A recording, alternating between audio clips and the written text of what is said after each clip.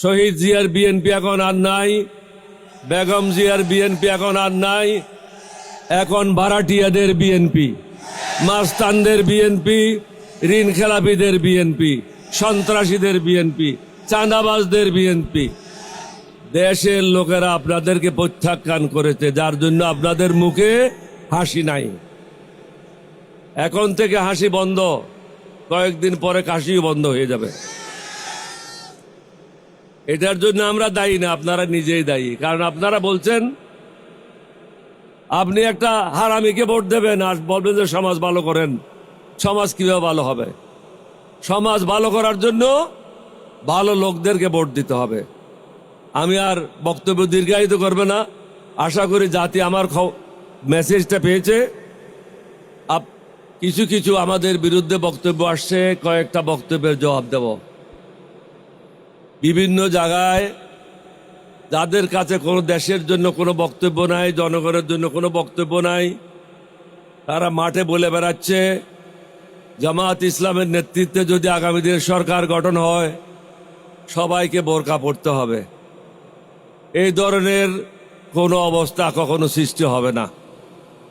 যে রকম আছে সেরকমই থাকবে। অনেকে বলে শরিয়া আইন চালু হবে। এটা হিন্দু মুসলমান, বৌদ্ধ খ্রিস্টান মুসলমান সবাইয়ের দেশ। শফিকুর রহমান সাহেব স্পষ্ট ভাষায় বলেছেন সংবিধান অনুযায়ী এই দেশ পরিচালনা হবে। সুতরাং আমি মনে করি আপনারা যারা পরাজিত সৈনিক বলতে আমি বলছি বিএনপি, শহীদ জিয়ার বিএনপি এখন আর নাই, বেগম জিয়ার বিএনপি এখন আর নাই। এখন ভাড়াটিয়াদের বিএনপি, মাস্তানদের বিএনপি, ঋণ খেলাপিদের বিএনপি, সন্ত্রাসীদের বিএনপি, চাঁদাবাজদের বিএনপি। দেশের লোকেরা আপনাদেরকে প্রত্যাখ্যান করেছে, যার জন্য আপনাদের মুখে হাসি নাই। এখন থেকে হাসি বন্ধ, কয়েকদিন পরে কাশিও বন্ধ হয়ে যাবে। এটার জন্য আমরা দায়ী না, আপনারা নিজেই দায়ী। কারণ আপনারা বলছেন আমাদেরকে সবকিছু করার আগে অনুমতি লাগবে। আপনারা নিজেই বলেছেন, এটা আমরা বলি নাই। আমরা কেন একত্রিত হয়েছি? সবাই মনে করে জামাত ইসলাম মানে মৌলবাদী। একজন আমেরিকান অ্যাম্বাসেডর উইলিয়াম বি মাইলম, তিনি আমার অফিসে আসছিলেন। আমাকে বললেন জামাত ইসলাম তো মৌলবাদী। আমি তুমি ঠিক বলছো, তুমি কি মৌলবাদী না? বলছে না। আমি তুমি মিথ্যা কথা বলছো। তুমি কি তোমার খ্রিস্টানিটিতে বিশ্বাস করো না? বল বিশ্বাস করি। তাহলে তোমার খ্রিস্টানিটিতে কতগুলি মূল মন্ত্র আছে না? বলা আছে। তাহলে এগুলি তো হলো মূল মন্ত্রে যারা বিশ্বাস করে তারাই তো মৌলবাদী। প্রত্যেকটা মানুষ মৌলবাদী। যে হিন্দু সেও মৌলবাদী, যে বুদ্ধিস্ট সে মৌলবাদী, যে খ্রিস্টান সেও মৌলবাদী। আমরা সবাই মৌলবাদী। আমি বল তুমি বলতে চাচ্ছ এক্সট্রিমিস্ট। এটা দুইটা পার্থক্য জিনিস। সুতরাং আপনারা যে ওষুধগুলি নিয়ে বাজারে বেরিয়েছেন এগুলি পুরানো ওষুধ। এই ওষুধ আর কাজ হবে না। বৈজ্ঞানিক যুগে নতুন নতুন ওষুধের প্রয়োজন। এখন আমার বয়স 87। আমি যদি আমার 27 বছরের ফটো লাগাই দিই বাইরে, মানুষে কি বলবে? বলে তো ওর মাথা খারাপ হয়ে গেছে। এখনকার সাথে যুগের সাথে তাল মিলিয়ে চলেন। আমরা কেন এখানে আসছি? সবাই মনে করে বোধহয় জামাত ইসলাম মানে এখানে সব মৌলানা। মঞ্চে দেখেন শুধু একজন মৌলানার নাম বলছে, আব্দুল হালিম সাহেব। বাকি সব barrister, engineer, doctor. Shafiqur Rahman সাহেব নিজেই ডাক্তার। সব শিক্ষিত লোকের সমাগম 11 দলীয় ঐক্য জোট হয়েছে। সুতরাং সমগ্র জাতিকে বলবো ভুল করবেন না। আমি একজন মুক্তিযোদ্ধা। এটা হলো আমার জীবনের শেষ যুদ্ধ।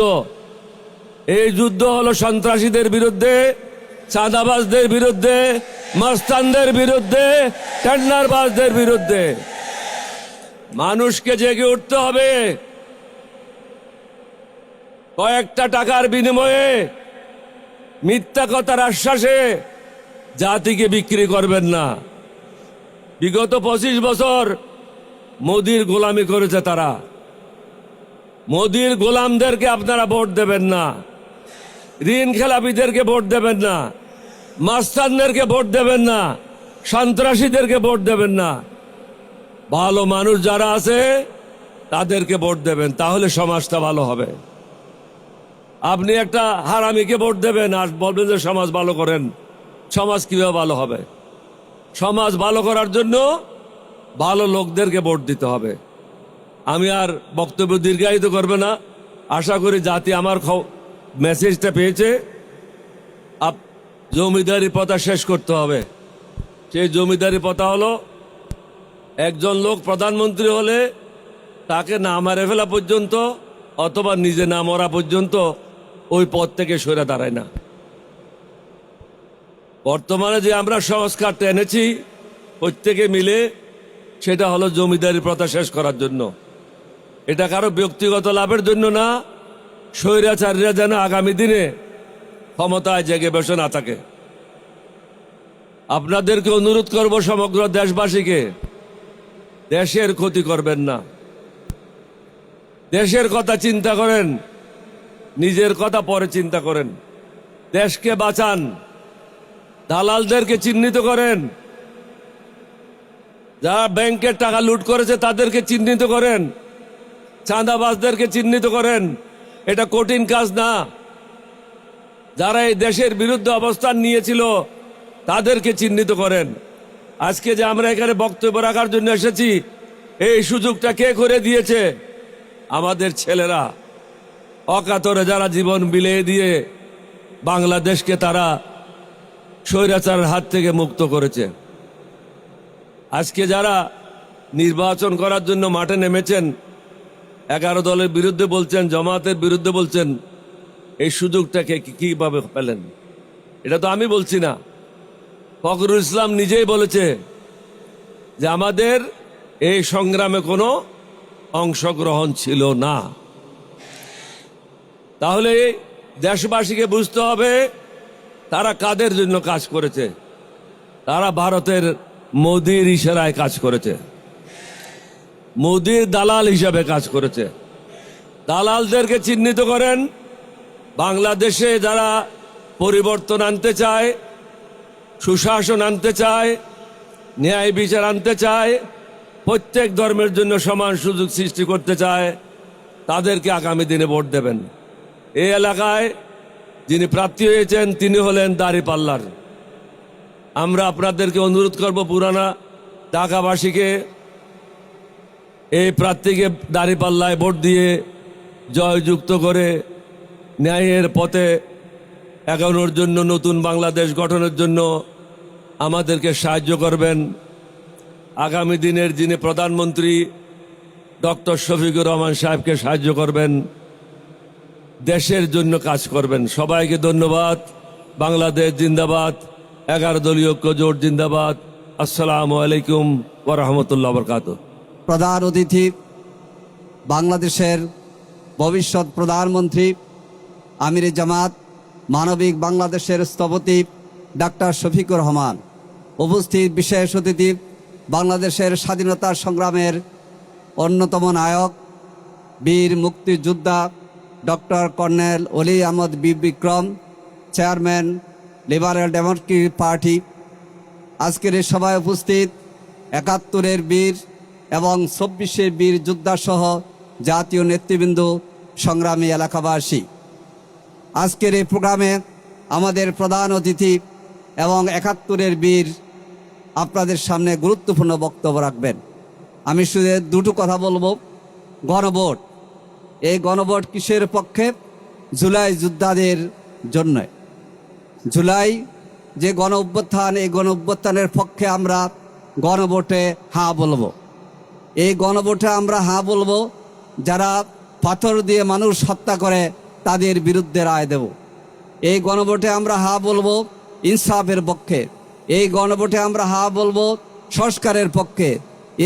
এই গণভোটে আমরা হ্যাঁ বলবো আধিপত্যবাদের বিরুদ্ধে না বলবো, আর আধিপত্যমুক্ত বাংলাদেশের পক্ষে হ্যাঁ বলবো। সংগ্রামী ভাই ও বন্ধুগণ, আরেকটি ভোট আমানত। এই আমানতের ভোট যাবে সৎ যোগ্য প্রার্থী যারা ইনসাফ কায়েম করতে চায়।